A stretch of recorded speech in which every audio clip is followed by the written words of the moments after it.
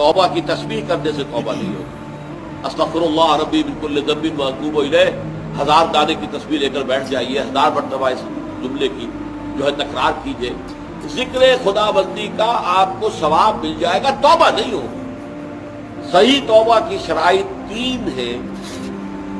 سب سے پہلے یہ کہ گناہ پر واقعی حقیقی پشیمانی دل میں ہو کہ یہ میں کیا کر رہا ہوں, یہ پشیمانی کا ہونا لازم.